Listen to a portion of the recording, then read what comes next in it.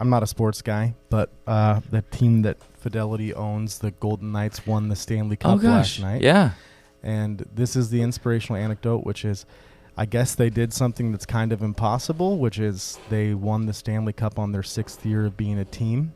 And Bill Foley had said when he started the team, the guy who owns our company, he'd said, we'll win a Stanley Cup within 6 years. Dang. And everyone had said, that's impossible. And the inspirational piece is that I just saw him talking about it, and he said, the reason I knew that we would win a Stanley Cup in 6 years has nothing to do with procuring talent or anything like that. He said, it's all about knowing how to spot character in people. And you put the right people with the right character on a team, and they will dominate and do anything that you need them to do. And I just loved something about the idea of, like, it was all based on the character of the people. Like, they didn't look for people's talent, they looked for people's character. It's very Ted Lasso. I was literally going to say the same thing, yeah. I know. Yeah. We were late to the, like, getting caught up, but we watched the finale recently. Did you Like, cry? I guess, like, right at the start, they cut this guy from the team who was, like a cancer? an absolute amazing goalie, had taken championship things all the time, and they cut him right away. And he was so confused by the talent, but they just said he wasn't the right character for our team. Yeah, no, that makes total sense. Whoa. Cool. Because, yeah, I mean, like, my office, for example, Windermere, Jeff, you know Jeff, Jeff's right? a great guy. Yeah, well, his whole philosophy is just bringing in people that fit with the culture. Yep. And so, like, you go into my office, and it's just, like, such a healthy vibe. There's still, like, there's some bad eggs every now and then. Always is. But for the most part, like, Jeff will weed out those people when they expose themselves. But, yeah, and for a hot minute, I was one of those bad eggs, but then, so I can totally relate to that culture and that being the top priority. It's so needed in this day and age, because when you run a company or a team or whatever, the old philosophy was all about, like, just being like a hard ass, and, like, we want results. We only care about winning. And it's like, well, that creates anxiety. And then, like, there's really... I feel like it's more effective if people just go out and have fun, Yeah.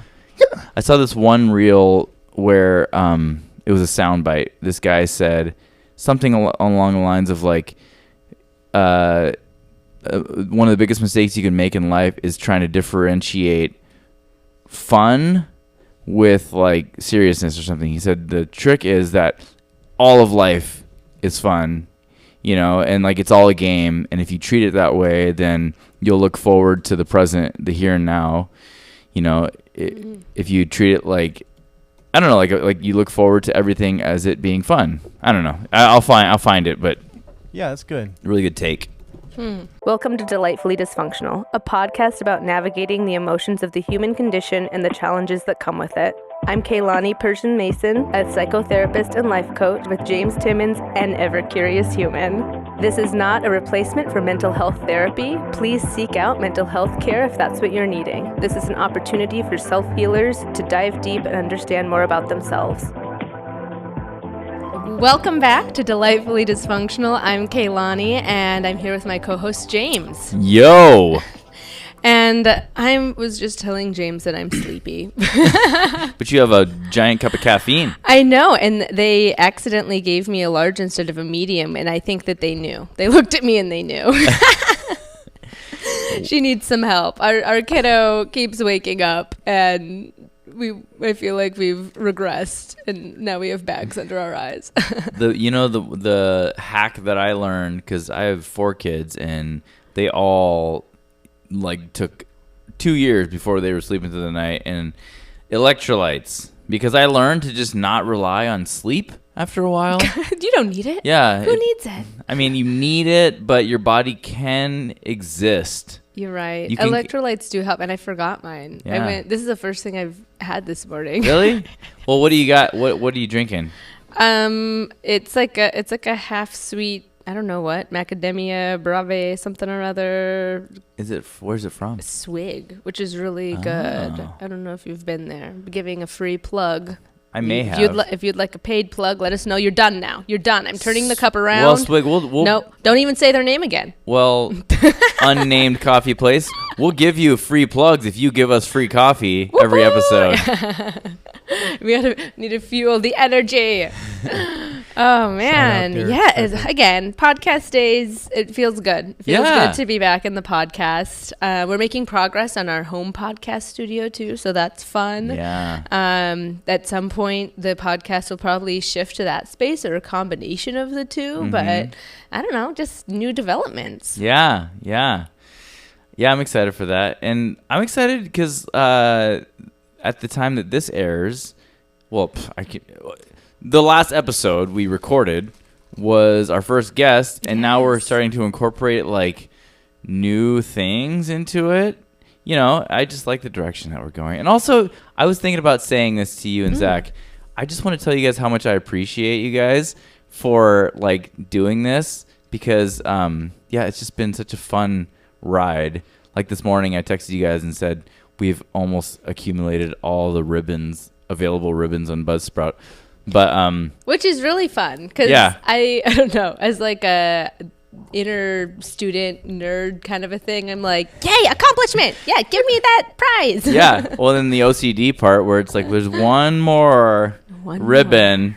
And once it's but I hope Because there's just little goals that are like, you've had this many downloads, Yeah. you've, produced so many episodes and things like that. And so on Buzzsprout, which is just the site we use to upload our content to the different platforms, it gives you these little like rewards and like goals. Yeah. And I like it. Yeah, well, I hope it doesn't like unlock new levels of accomplishments. more. Well, because once I want to get the last one, like Yeah. you've beaten the game. Because if there's like 20 more that and I was like, oh crap. I mean, it'll be a new challenge, but Oh man, I want it to be doling them out at the right Yeah. pace, but I like it. yeah. But thank you so much. I've had so much fun, and I appreciate that you wanted to go on this journey and you take your time during the week to do a lot of the editing and all of those pieces. So it feels like we found a really good like flow with Yeah. our strengths, and that feels really fun. And I want to give a shout out to my husband because he doesn't have to be helping, and he does it because he knows it's something that I enjoy, and to Oakley for being here Yeah. today to help too. It's become a family affair, and I'm really grateful for that journey because it didn't have to look that way, and it feels really good that it does. It's a happy accident. Yeah, no, it's I love it. Our whole team and everything. Yeah, it's just all good stuff. Yeah, agreed. Thank you. Starting the day off right. I like that. I was just telling Oakley in the car as we were driving over here.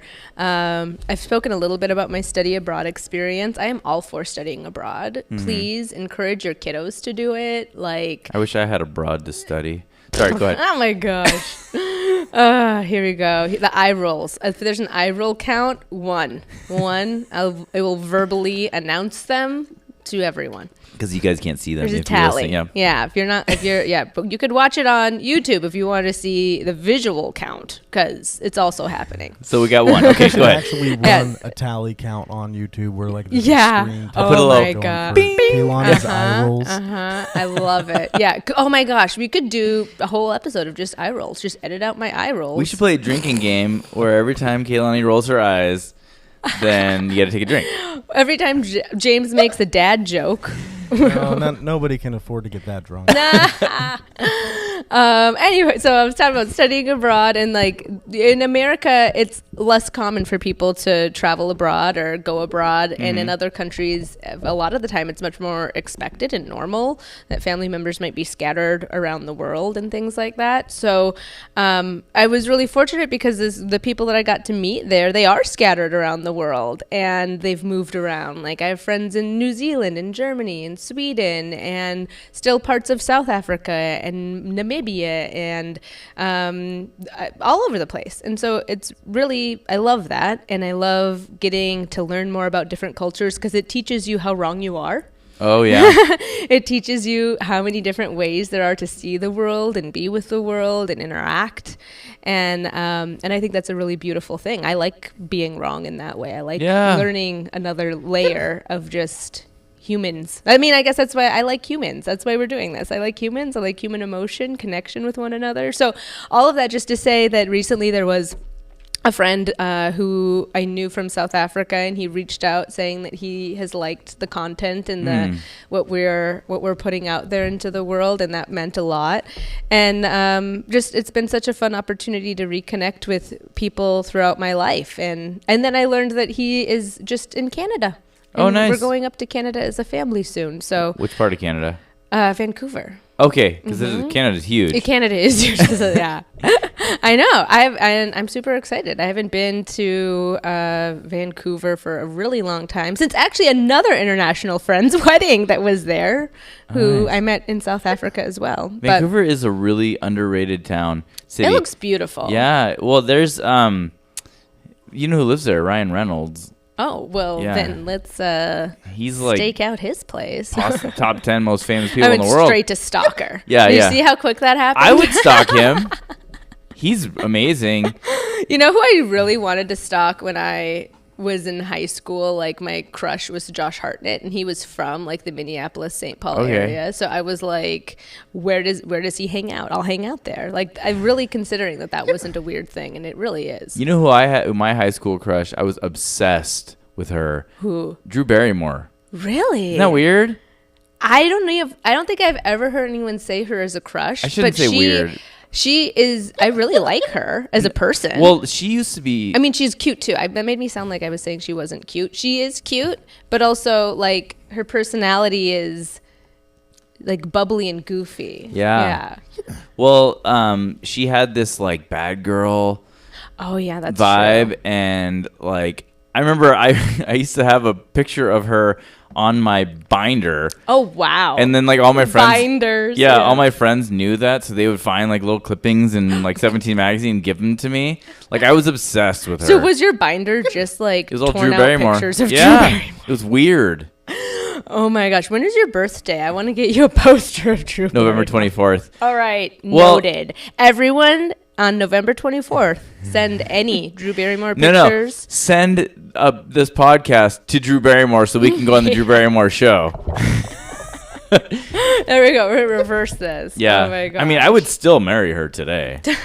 And throwing it out there for you, Drew. Yeah. If you're interested. Drew, we're only 7 years apart. I know your birthday and everything. Oh my gosh. I'm telling you, I was obsessed. Yeah, that is. I mean, there were several others that I was obsessed with too. Leonardo DiCaprio. My stepdad would call him DiCrapio, and I'd get so mad. And obviously Brad Pitt. He was a little old for me, but he's easy on the eyes still. Yeah, he's a good looking fellow. Anyways, there were many a male actor that has caught my eye. Sorry, honey. I love you too. She loves me too. Not exclusively, just two. I love you more, I guess. Did you mean the number 2? I love you second. No. Just kidding. Also, in addition. As well.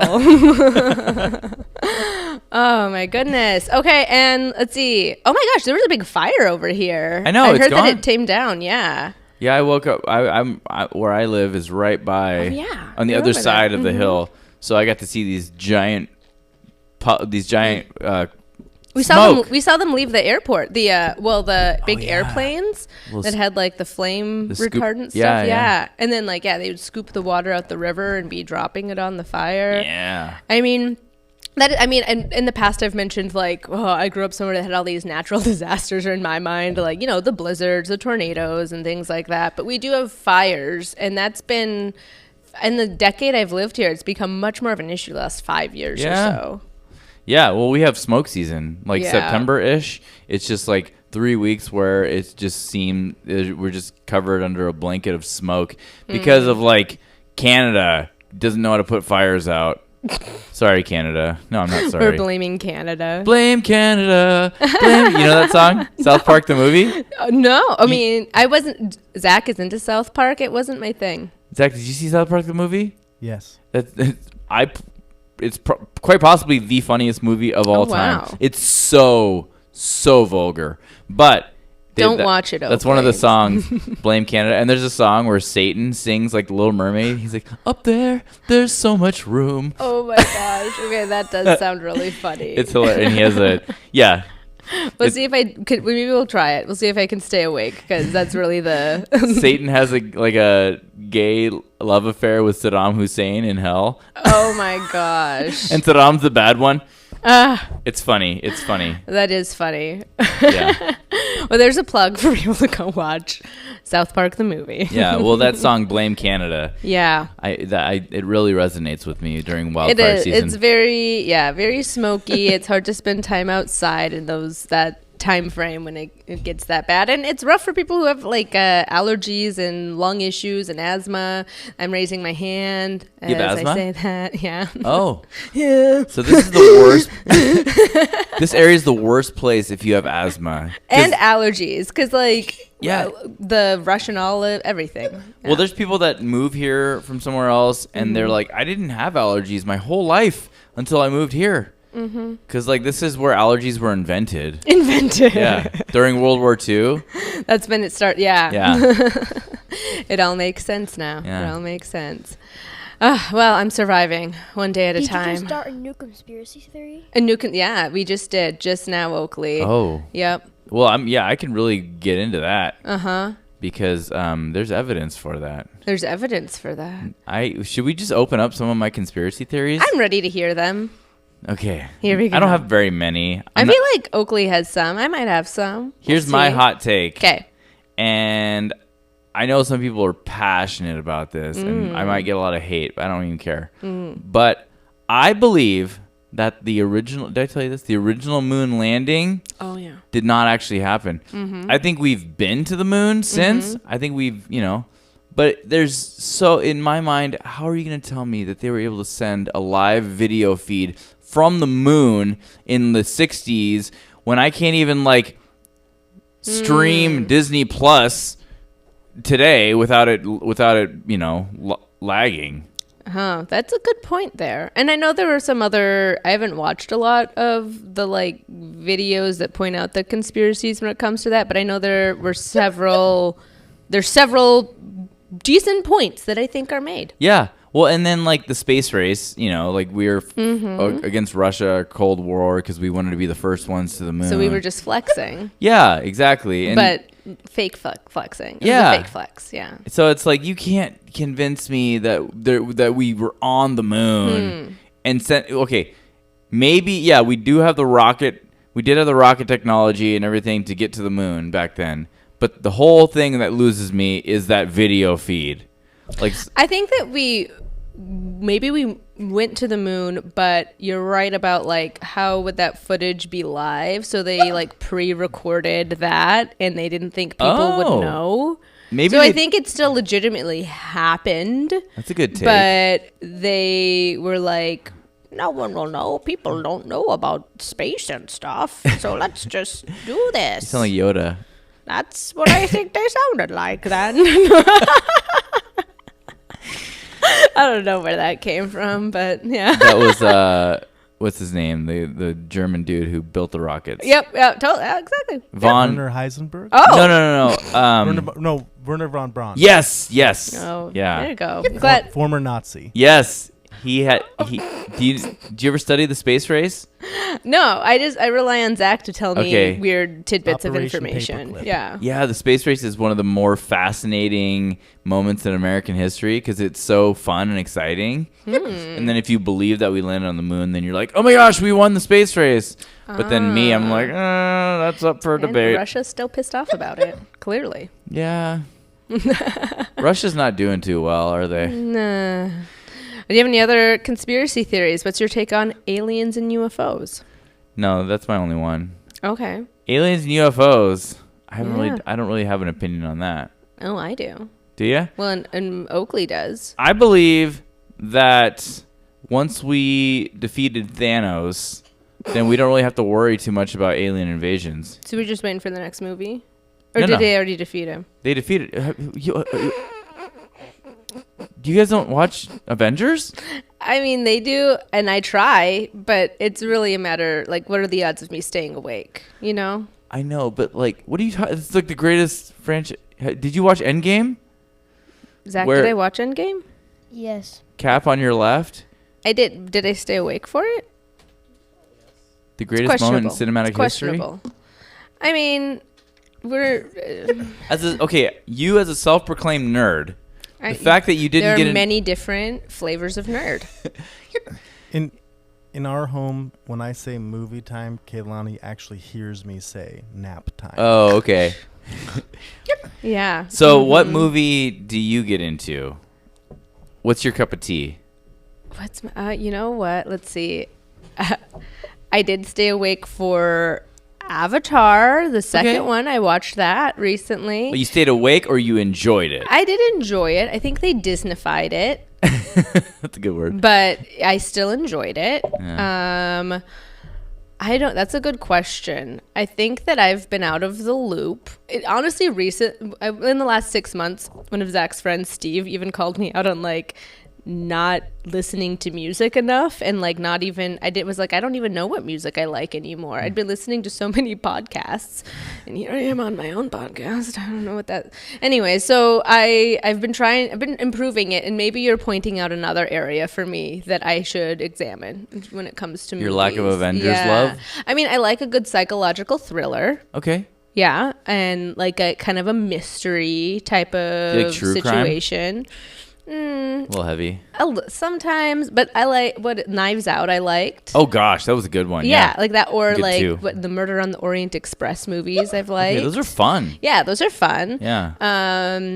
Yeah, or like a psychological thriller. I can't think of one right now. But now there's it's the golden age of like streaming and like shows. Yeah. And so that's hard too, because the production of a lot of those shows is so good. It's like this continuous movie. It's like multiple chapters in the same movie. So that's probably another piece of it. Keilani likes a good like period, like romance. Oh, I do. period. That's I was true. literally gonna say Downton Abbey type thing. I don't know. I don't know what the I'm gonna shows she come in watches are called. costume. I see her watching them, and I just keep I keep living my life. I was gonna say I could see you liking Jane Austen stuff, like Sense and Sensibility, Pride and Prejudice. Back in the day, yeah, there was some of that I watched. I watched a lot more rom-coms in my youth. I don't know. Now I like The Great, which is, have you seen that on Hulu? It's really funny. I don't have It Hulu. is definitely geared towards adults. It's not appropriate, but that's what I like about it. And it is about Catherine the Great, but it's almost like with the actual like debauchery and kind of, I don't know. Like the tell-all? Yeah, and they're really clear about it. Like, it is so loosely based. It's so dramatized, but it's meant like Hamilton? but it's funny. Okay. It's all meant to be very like funny, and I don't know. Anyways, I don't know that I'm doing it justice, but I enjoy that. I'm interested. I'll check it out. I think you should.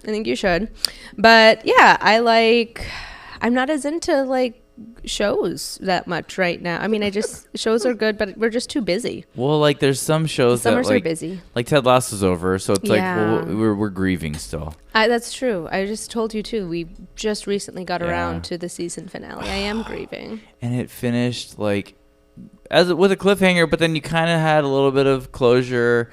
Like my take. Are we giving spoilers away? Do we need to give a spoiler alert? Don't give the spoilers away. Okay, wait, no. Okay, we'll shelve that because I had thought about Jane Austen. Oh, okay. Because my ex-wife loved Jane Austen, and I remember we would sit and watch them together, and I had it was like a foreign language, and like she would be sitting there, and then she would just be like, and I'd be like, What did somebody just say something funny? Thou not because Mr. Billingsley was looking at Catherine and the way that she glanced at her watch was very pompous, and it just and I'm like, what? I gotta be watching it for that, right? Oh, that's funny. I don't know that. I think the shows that Zach has seen me watch are more like Bridgerton, which again isn't like historically accurate. And there's a lot of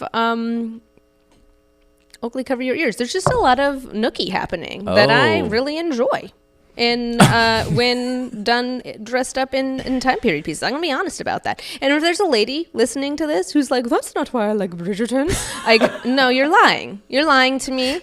And I know it. And everyone else knows it now. Okay, so I think that you just exposed one of your kinks.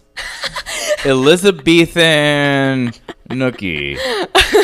It's a whole genre out there. Check it out. I mean... It's going to be trending.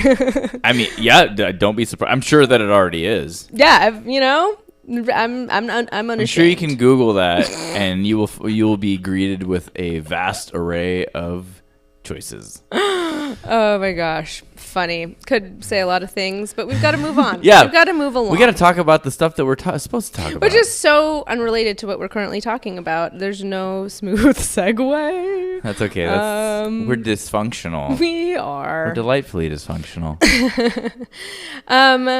So recently I presented in a conference, and it was the Adult Children of Narcissists conference. It was a riot. And I presented on emotionally immature parents. So I wanted to share some of the information from that. Okay. I'm in. I'm into it. Okay. So first, I'll have you picture an umbrella, and under this umbrella, I'd say we have... the British call bumbershoot. A bumbershoot or an umbrella. Okay, go ahead. I'm sorry. There would be emotionally mature parents and narcissistic parents, and I feel that under the umbrella. Yep. Okay. And there's differences in them, although they're similar, like bugs and insects. Like some insects are bugs, but bugs aren't insects. Bugs is the general term. Bugs are any bug. Like arachnids, creepy crawlies. Yeah. Okay. An insect has 6 legs. I think that's right. Okay. So that's kind of similar. We're narcissistic parents are emotionally immature, but that doesn't mean that emotionally immature parents are narcissistic parents. Okay, I'm tracking. Okay. So a big factor is when it comes to that is obviously emotional intelligence. So having emotional intelligence means being self-aware, having social awareness, relationship management, and emotion regulation. So self-awareness is the ability to recognize and understand one's own emotions, strengths, weaknesses, and values. It involves being in tune with one's feelings and having an accurate perception of oneself. So keeping yourself in check. Okay. I'm aware of how I feel. I'm aware of kind of what I might need to be working on and being aligned with my values. Social awareness, to accurately perceive and understand the emotions and needs of others. That includes being empathetic and having compassion, being attuned to them, attuned to cues, physical cues.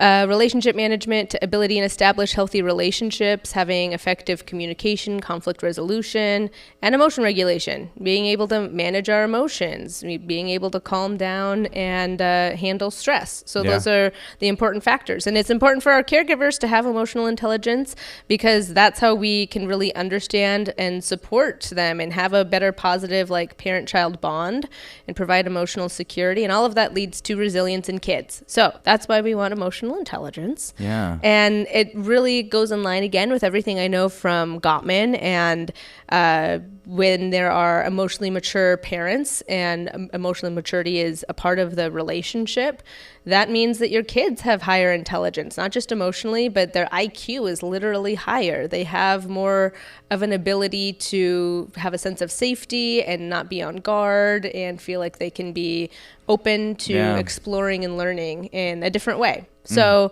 that's a really big piece of this equation. It's a big piece of why I do the work that I do. Again, I feel like I want to try and mitigate trauma, and that means providing an education not just to parents, but to us healing ourselves too if we've had emotionally immature parents.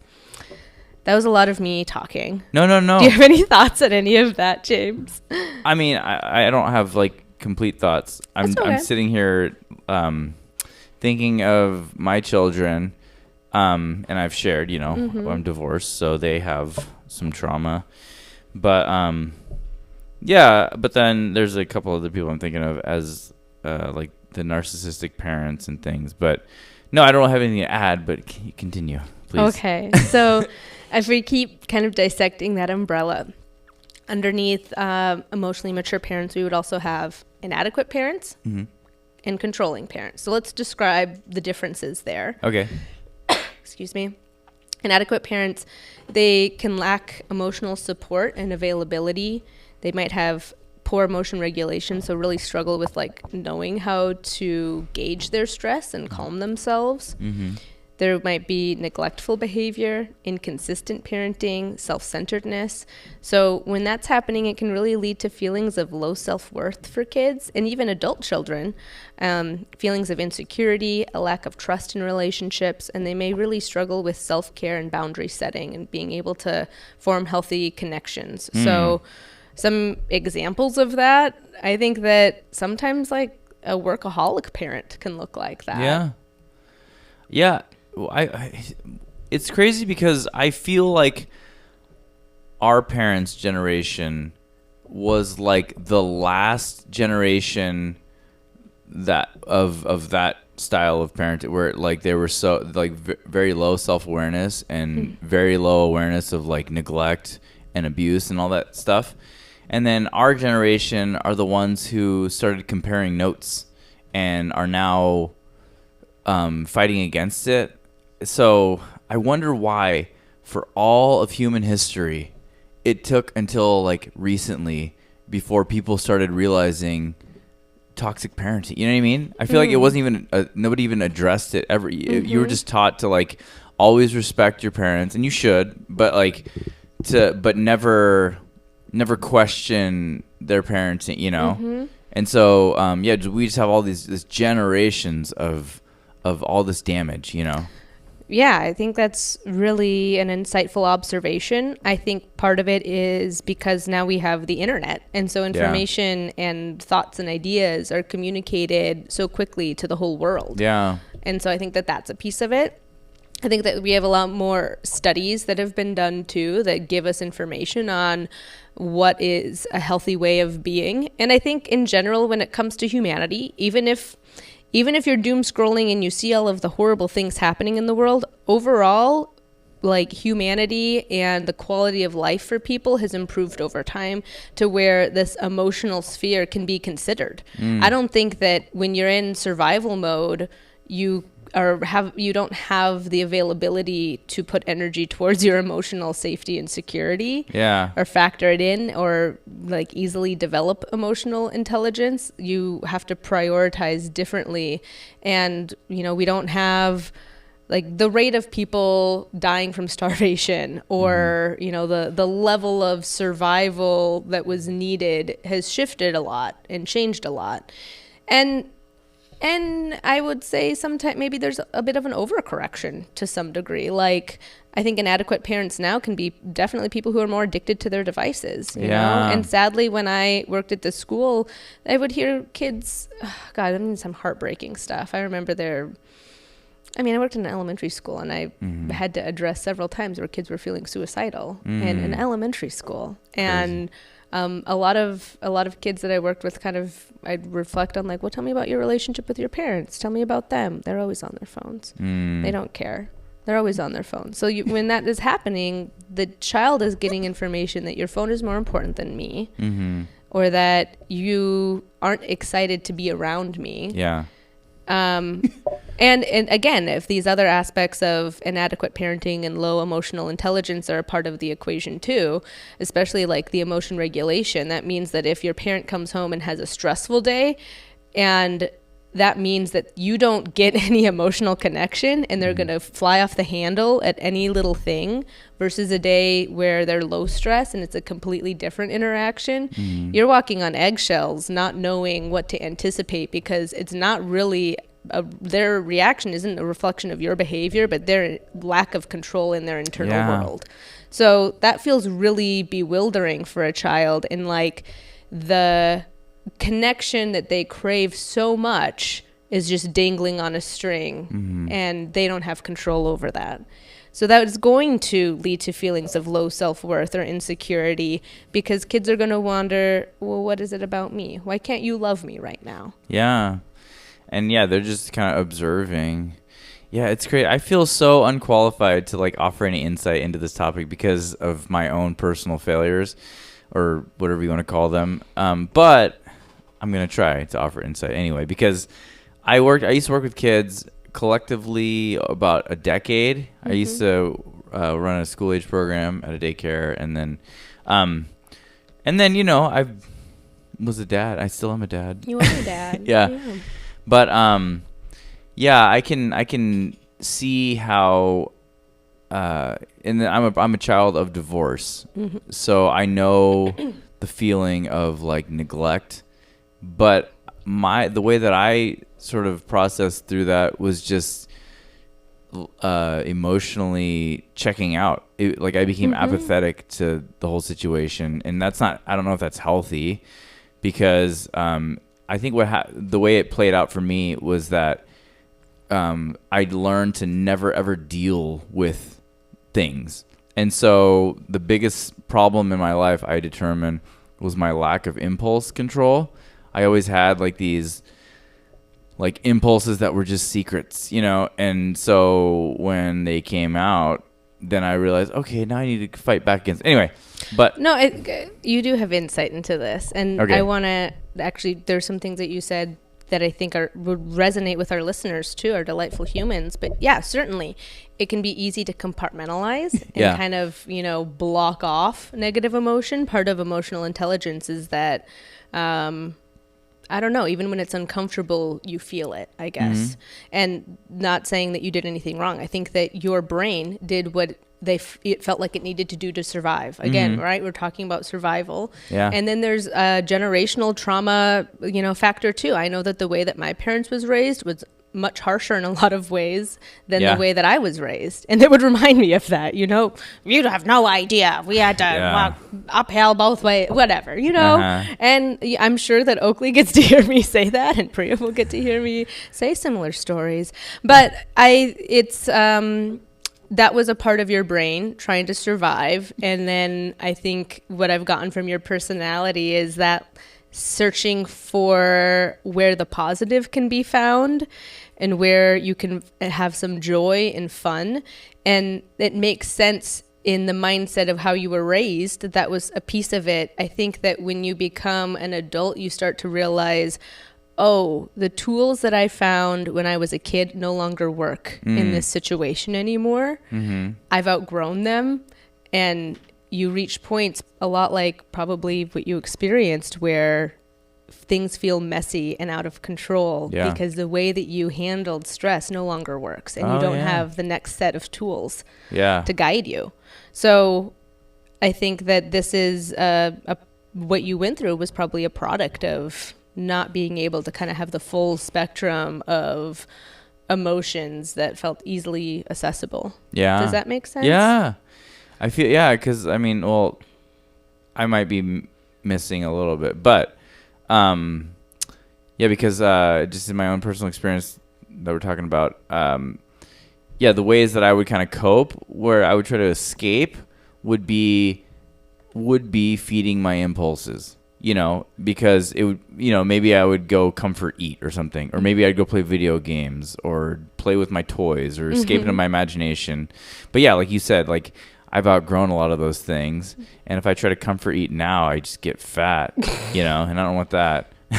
Right, like you have more awareness of what you do and don't want now, but that also means the discomfort of having to learn another way to cope through stress or feelings of loneliness that can be triggered, right? So, and I think for me, I can resonate with feelings of low self-worth and insecurity, boundary setting. Those are things that at different phases of adulthood, I had to really look at and be like, we're too old for this. It's time to outgrow that. Where is that message coming from? Does it even make sense to believe in that? I need to start questioning it. I need to take action in a different direction. So it was all very intentional when I realized some of those pieces. But I think that that's a tricky part with inadequate parenting. I recall a couple examples. I feel really torn too when I share examples sometimes about my family, because I do love them and I care for them. And so I'm going to try and keep it vague.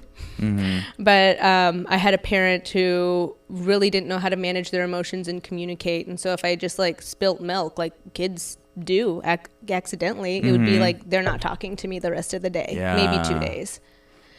Or a lot of like being home alone in either home. But I think that part of it was I was an only child, and it was either kind of the dangers of living in not great parts of town in a city and the ruralness of the country. Yeah. And not like, what are you going to do? Walk for 3 miles to see a friend or something? So anyways, that's a different aspect. But when it comes to like neglectful behavior, being in community and communication with others is an important piece. Yeah. I have a question. Yeah. And we can cut this out. Just tell me if you want it cut out or not. But it's a pretty personal. I don't know. Okay. But okay, so your mom is a listener. I don't know if she is. Well, because she comments, she interacts on our social media and stuff. Oh, hi, Mom. So, well, we might cut that out. You'll see. Anyway, because you've shared about being like how you feel triggered when you were left alone. Have you talked to your mom about that? Yeah, we've had lots of conversations over the years, and probably even more so in the last 5 years. Okay. Yeah. And what was her response to bringing that up?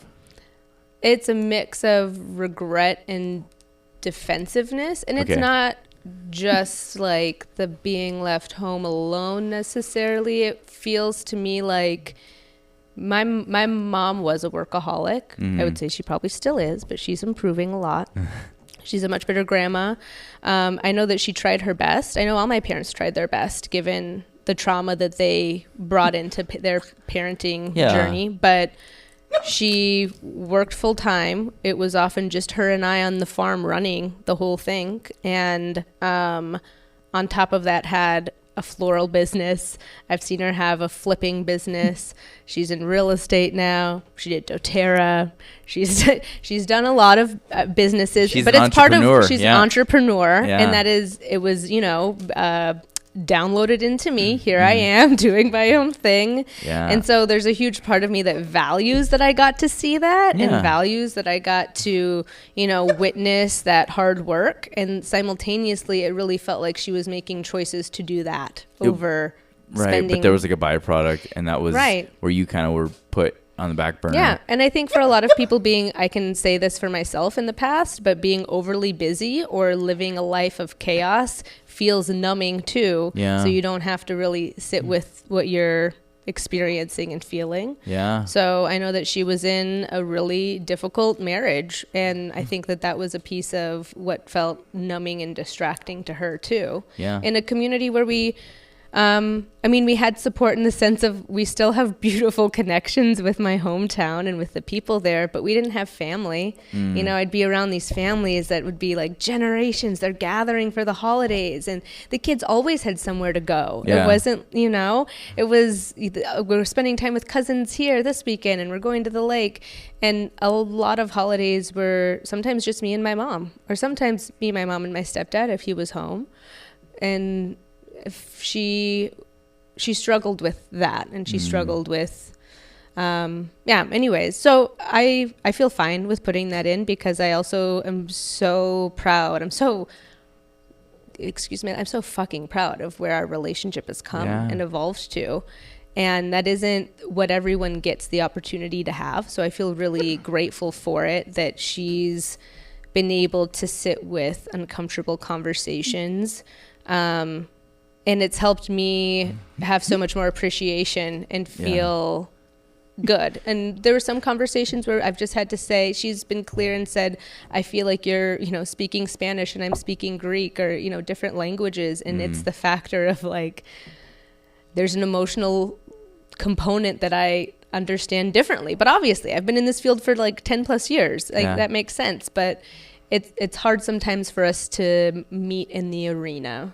Yeah. And I have learned to have grace for that. Yeah. There's certain conversations we don't need to have yet, or have at all. Well, it sounds like there's a good understanding that she did her best, and there was some byproduct. But like I can relate, because as a single dad and having to be still the breadwinner, finding like multiple streams of income, and like I would love to just relax and not work today, but that's not a choice. And like my biggest fear, and I know eventually I'm gonna have to like give answer to my children. Like they're gonna come, hopefully they're gonna come to me with questions about like why I did what I did, because I would love the chance to explain it. But that's really beautiful, by the way. I think I love that you said that. Oh, thank you. Yeah. Well, but my fear is that they're not. My fear is that they're going to become apathetic to me, because like the way that I approached both of my parents was just like ghosting. Like I was taught to never lean in and to like never approach, like hard conversation and like heritage. I have no idea like what. There's so many points of my childhood that I wish I knew the answers to, but I just don't. My dad is dead, so I will never have that answer. My grandparents are dead, and so and I just let that go. I just never leaned into that, and so I guess this is good, because maybe when my kids are like 60, they'll tune into this podcast. You could send them the podcast. Yeah, but yeah, and that's one bad byproduct of divorce, is that sometimes one of the parents gets vilified. And I'm not trying to like get sympathy for that or anything, but I'm just thinking out loud. And but I don't know. Maybe at this point in my life, I can just begin. I have been leaning into a lot of things, so maybe that could be modeled. I don't know. I think I've had to learn, and this is going to be this is information that Oakley's probably never heard me talk about, but Oakley lives in 2 homes and had to move several states away a few years ago. And I'm sure that there are things. Oh man, I just got like hit by a wave of emotion. Okay, I have to work on this. I'll help you through it. Thanks. Okay. I'm sure there's things that I haven't done perfectly. When he moved, it actually aligned with the same timeline of when my mom moved away from my dad, who lived in Washington, and moved several states away into Minnesota. Okay. And I had the same back and forth visits and things like that. So it was hard to know that he was going to have to go through that. And that because you went through it. Yeah, because I went through it. And also because I knew that Zach is such a good dad. Like, he's such a good dad. He loves that boy so much. And I love him so much. And I wanted to be a different kind of bonus parent than I got to experience. Yeah. I had some complicated relationships with I've had 2 stepmoms. I've had a stepdad. And there's a lot of things as a bonus parent that is out of your control. I'm not a parent on paper, right? I'm an extra. I'm a bonus. Yeah. And I've had to really accept that, like, there's a lot of things out of my control in this particular relationship. The only thing I have control is that he always knows and that I always show up. Gosh, here we go again. Oh man, I have to say this without choking up to a point. I'm sorry, what did you say, buddy? You got this. I got this thing. Oh, so that was really good. That only makes it worse. I'm going to close my eyes while I say Okay, do it. That'll be better. I have control over being a trustworthy person for him, who just unconditionally loves him and is there no matter what. And like, that's all I have. And that felt good to accept, because I think it was a difficult thing to accept at certain moments when it felt hard. I'm looking for tissue. Yeah. It's okay. I'm just gonna be tear-stained makeup for my clients later. They'll be like, "Do you need help? Do you need a hug?" No, I mean, I'm tearing up, and it's because of the beauty of like that relationship. Like, I really value it, and I think that that's a piece that needs to be understood for a lot of people in their stuck places, where, what is it that you might need to accept and grieve as part of the reality of an aspect you don't have control of, and then really get clear with the areas you do have control of. Yeah. I think that, thank you for that vulnerability, by the way. But yeah, I think that just from my outside observation, it's clear that you and Zach are doing your absolute best, and I know that you're probably like the greatest stepmom ever, because I mean, Oakley might give me some notes probably later, but my dad raised me and my brother alone, and I remember he told me when I was an adult, like, I didn't want to, like, remarry because I wanted to focus on you guys. And I'm like, I would have loved if you would I needed a mom. I needed, like, a woman in my... I'm 41 years old. There is maybe, like, a very small blip on my life map of a female influence, and that was my marriage. And, like, some relationships here and there. And I sit there and go, gosh... I wonder what I would be like if I had that feminine influence. And I'm not trying to, like, I'm not angry at my dad, but I'm just like, I wish he had talked to me and my brother about that, you know, instead of just making that executive decision. But, like, so all that to say, you are offering an element that is, like, so valuable, you know, because knowing you, Keilani, and, like, just that mothering, like, love that you exude, is that a word? Yeah, you know what I'm trying to say? Then I can imagine that you really are a bonus parent, and, like, in such a powerful way, you know. Thank you. Well, my heart cannot tell the difference. I love you so much, Oakley. That's another way. Well, then you got Priya, she's a tornado. Well, girl. she's terrorizing you guys at the moment, right? In your sleep patterns. Yeah, we're very happy for Oakley sleeping through the night. Yeah. Good boy. No, Priya reminds me of my youngest daughter because just that little Asian girl vibe, you know. She is so much fun and has just been, I don't know, she just keeps us laughing for sure. Laughing and pulling our hair out. And that's how it's supposed to be when you have a toddler, probably. Yeah. This is I knew that when you talked about inadequate parenting, it was going to be a really heavy topic. And I'm like, oh gosh, let's just trudge through this. I didn't expect you to be affected by it, though. I am. I mean, I feel like I've been, personally affected by it as being the kid and the adult child, but also in this parenting journey, it's never going to look perfect. Here, let's do this. Let's talk about how much we hate parenting. No. I'm kidding. I don't think we'll have time to get to the other points. We'll have to do it to another episode. This one is really going to just be probably about inadequate parenting. Let's bring on a guest that we don't have to actually unpack our own experiences. We'll just pry into their life. Yeah, we'll be like, tell us, are you sad? Here's some Kleenex. Yeah, here's tissue for you. Yeah. We're fine. We're not dysfunctional. We're compartmentalizing. Yeah. I want to just say a couple other points when it comes to inadequate parenting, because it has obviously detrimental effects on children, but it stems from a lack of their own skills or ability to provide that consistent emotional support. Whereas narcissistic parenting is driven by that parental self-centeredness and need for validation. Yeah. So inadequate parenting can still lead to neglect and, these different examples that we've talked about, or inconsistent care, where sometimes it's like the parent really cares and then they're distracted by something else and you're, chopped liver, or, promises and big ideas are made. And then, there's this inconsistency with any kind of like follow through and regard for that like lost hope every time. So narcissistic parenting, it often involves more emotional manipulation in the use of children to fulfill the parents' needs. So there's like that more intentional manipulation. But I think that narcissism is also its own scale. Some narcissists are really aware of their manipulative tactics and lack of empathy or need to control a situation, while others are it's more covert and they're not as aware of what they're doing.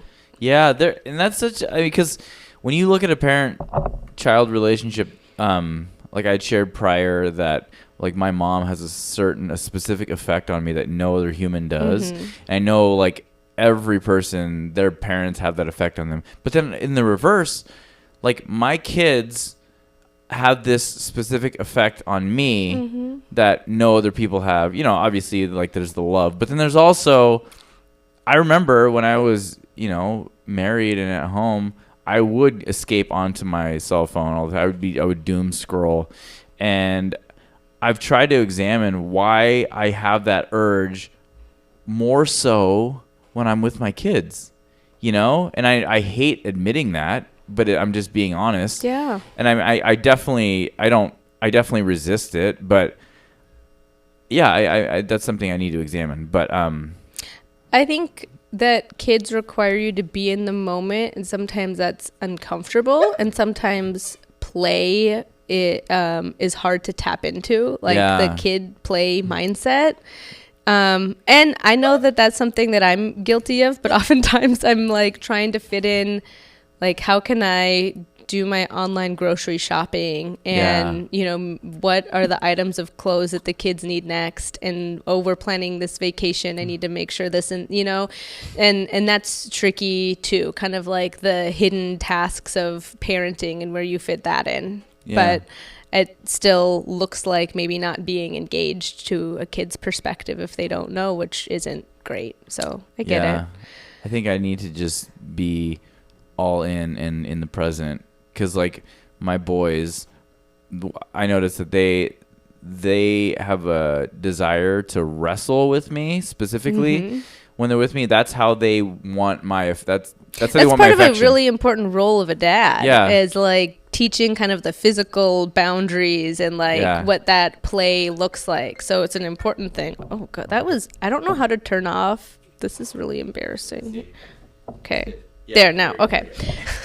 I needed tech support. Sorry. But that's the masculine affection that like only dads can give. But like my girls, they don't necessarily desire wrestle. They have fun wrestling with me, but like my youngest Eden, she's very like fragile when we're wrestling, you know, and she'll like just be kind of fearful, but my boys want me to throw them across the room, you know, and they Oakley, what are some of your favorite like games and things that you and Dad have played? Or like Zach, do you guys have any?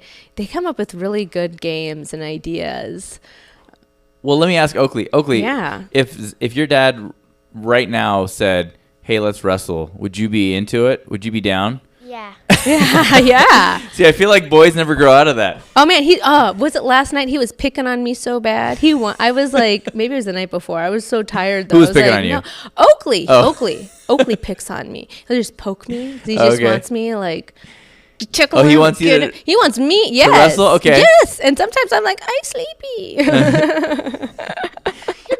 But sometimes then I'll surprise him. Oh, and over the weekend we did arm wrestle, and that was fun. No, you got to put your whole body into. Tonight. You guys need to build like a massive pillow fort and just start throwing each other into it. Yeah. Here's something I do recommend for you and your kiddos. This is something Oakley and I did. We're building off of it, but we made a summer bucket list. Okay. So some of the ideas on our bucket list are to build a fort, because there was an epic fort that we built kind of when Zach and I started dating, where we turned a whole room into a fort. Like it was like hanging from the ceiling to the walls. Oh gosh. And then we had a TV in there, and we called it the Oakley's Royal Theater. Oh, nice. And so we had a whole like pillows, blankets. It was so much fun.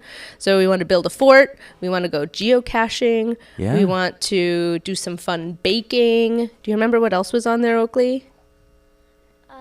Let's see. We were going to do a bake-off challenge. A bake-off challenge, like each of us. And then I maybe you and Zach have to be the judges. I was literally going to volunteer myself to be the judge. Okay, have you guys never been geocaching? It's been a long time. Okay, because there's an practice, app. And I took my kids geocache. They loved it. Yeah. But you know, to build a fort, you can go on Amazon. They have like boxes that link together and stuff. Where's the creativity and engineering in that? Well, we like to go old school, right, Oaks? Yeah. I mean, wait till you try these boxes. Everything. What did he say? We use music stands and like. Yeah, we get creative. You guys are janky. You know what? When the apocalypse happens and we know how to build a fort without our fancy kit, you're going to be coming over to our blanket fort. I'm going to be building my... No, I don't but it's just boxes, so then they get all torn apart. But that sounds fun. Yeah. Anyways, I would recommend that. But okay, it's time for our advice portion. Nice. And then I don't know. Maybe we do another one. Maybe we'll see how it goes. Another advice or another episode? Another episode. Oh, yeah. We'll see if we that's feel the plan, ready. Right? Okay. Right? Okay, here we go. All right. Dear Keilani and James, I've been struggling with the fear of commitment and abandonment issues for as long as I can remember. Every time a relationship starts to get serious, I find myself getting overwhelmed with anxiety and the fear that I will be left alone. This fear has caused me to push away potentially great partners and sabotage my own happiness. How can I overcome my fear of commitment and learn to trust others? Any advice would be greatly appreciated. Sincerely, Frank. Frank. Okay. Thank you for writing in, Frank. We appreciate it. We love the opportunity to sit with you and try to give you advice on this. Yeah. Okay, so abandonment and commitment issues, is that what you said? Yeah, struggling with a fear of commitment and abandonment. So really feeling overwhelmed as soon as like a relationship starts to, really evolve and get more serious. Yeah. Well, I definitely resonate. I identify with Frank because I have experienced a fear of commitment myself. And like with dating, I don't know. My fear though is that I feel like I'm gonna make the wrong choice and be stuck with somebody, and because I'm 41, as I've shared, and so I feel like I'm like halfway done with my life, so I got to get it right this time. Otherwise, I'm gonna have like 10, 20 more years that I just have burned, and then I'm gonna be old at that point, So I only have a few years left of like youthfulness Before all this, and just referencing the moneymaker just goes to shit, huh? I mean, I'm just relying on these Asian genes. I'm I know, really hoping they pull me through. They've done good things for you. I've defied You've aging aged this well. far, but the thing is, though, like it. How much longer do I have? But see, but as I'm saying all this, I know that those are lies that I'm telling myself. This is why sometimes it's good to say it out loud or to journal it. You start to like see it differently, have some metacognition, awareness of your thoughts. Yeah, but I know as I was saying it, everyone listening was agreeing and going, "Yeah, that's true. But because I roll tally too. Well, because we've all been indoctrinated with that lie, with that belief that being young is ultimately more valuable than anything. And so, I've realized that that's such a huge problem that I have internally, that belief. And anyway, so that's my fear of commitment. But then, and I mean, I feel like there is some validity to that because, what if I do like rush into something? We're past the point of rushing in. It's now been like several months of like just nobody. So no one's rushing. I'm not on the rebound anymore. Yeah. But so then what was his other point? Lack of or fear of commitment and fear of kind of how do I overcome this fear and learn to trust others was where he was coming from. So are you saying that you're Frank? I to be frank. Rolling eyes. Yeah. So yes, I definitely identify with Frank. Okay. Yeah. First, I mean, this is obvious coming from the therapist. I feel like y'all need to go counseling. But this feels like it's coming from, there's a reason. And sometimes when I ask people like, well, if you sit with that, like, where is it coming from? The first answer is, I don't know. And I say, I want you to really sit with it past the I don't know. Yeah. Like, where in your body do you feel it, that fear? Like when you picture being in a relationship and it getting more serious, where in your body do you feel it? When do you remember feeling that before? Like, and family of origin. Like, it's funny because I feel like there's a lot of debate, especially between like therapists versus life coaching community. Like, therapists just want to talk about your past and not about your future. Well, we are downloading information as humans, and it is really writing our brain and the patterns we have. So what we know about biology is that what happens to us in our youth, it does affect the way that we think and perceive things in the present. Yeah. So there is a connection there. And I would want to know from Frank and from you, like, where does that stem from? I have more history on you than I do Frank. So there was a parent who had to leave. Yeah. From a child's perspective, that's an abandonment. Yeah. Even when it's a parent who dies when a child is young, that feels like an abandonment because they're thinking, you told me you were going to be here. You're supposed to be here. Yeah. they don't see it and process it through the adult mindset of like, you know, in your case, your mom had to go back to her home country. Yeah. But from a kid perspective, it's different. Yeah. So it would feel scary. Like, why would I attach myself to someone? People just leave. Yeah. What does that, you know, who can I trust who's just totally been there and accepted me, or even the need to test the limits of that? Yeah. What are the limits of a partner's affection, a partner's a forgiveness, a partner's ability to be there? And that would be a self-sabotage. Yeah. Pushing people away, like the way that Frank is mentioning. Dang. You're because I'm doing that right now. Where you know, because not to get too personal, but like, you know, there's a couple ladies who have like some fish on the sea. No, not at the. Okay. I'm gonna be really, really really like vague. But with spirit fingers, yeah. The spirit fingers. Anyway, so like, if a woman expresses a little bit of interest in me, I am very like cautious, and because I feel like I don't know, I'm always like judging them, like waiting for red flags or something. And I'm like, if you don't do this, and that shows me this, you know. And so one of the things is like, if let's say I text and then they don't like text back immediately, I'm like, okay, you're not interested. You're like, I'm not interested in you, you know. But then I'm like, well, that's not fair. I don't know. So maybe that's something to unpack too. Yeah, I think. Well, I can. My personal texting habits are probably pretty terrible, but that's because I've prioritized like, when do I have the energy to respond to this, and like, what am I needing to be present for right now? Yeah. So that depends on.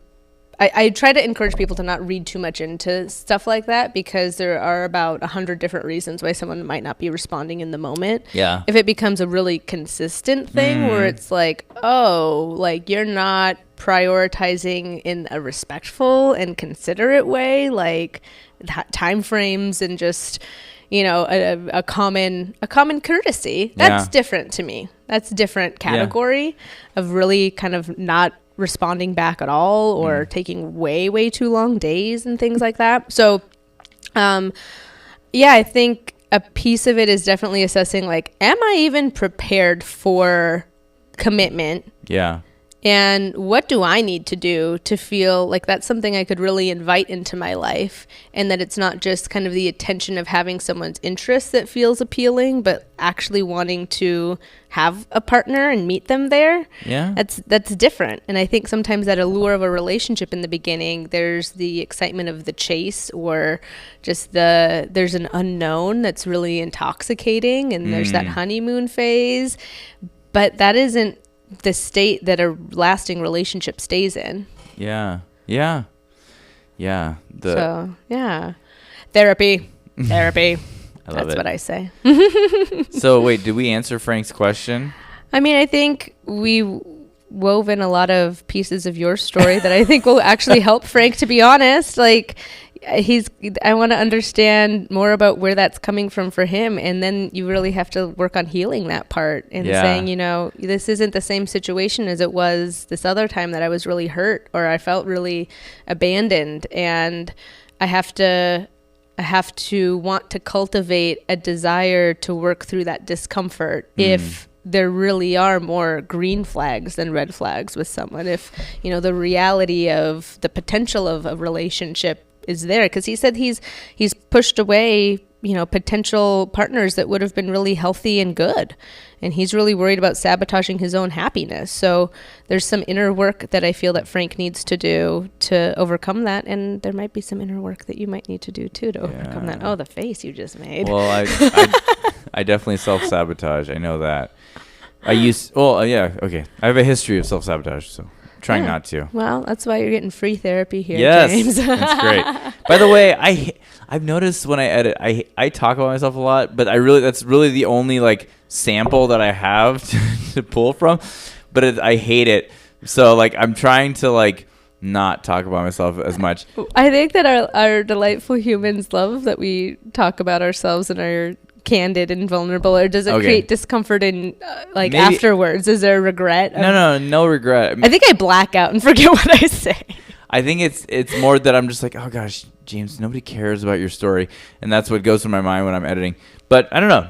No, I think that I love that we say things that feel really free and candid, and there's a comfort in this space to do so, because we're giving an example of what vulnerability between two adults looks like. Yeah. And I think my hope is that gives courage for people to examine their own lives in the same way. Yeah. I truly think that each person has like, there's an epic story there that no one else gets to see, but it's about, all the ways that you've interpreted situations in your life and the relationships in your life and the feelings that you had and the choices that you've made and the things that you've sabotaged. And the beauty of what we do here is that we let people into little parts of that movie for us that give them permission to have more comfort in those uncomfortable and unknown areas. Okay, I'm sold. I'm going to keep talking about myself. Watch out. Next episode, it's just all about me. Let's talk about me. Biography of James. Yeah. Oh my gosh. This was another wonderful episode. Thank you so much for your vulnerability and candor. Same. We got your tears this episode. This is the first time. Man, I know. God, you got my tears too. I try to conceal them. But they were beautiful tears of love for Oakley, the love. Thank you so much, Delightful Humans, for tuning in and listening to this episode of Delightfully Dysfunctional. We would love your support in the form of likes, shares, comments, reviews, and writing into our advice column, which you can find on our Linktree. It is a part of the description of the podcast, and we just love being able to share this space with you. So thank you so much for tuning in, and we'll see you in the next one. Goodbye.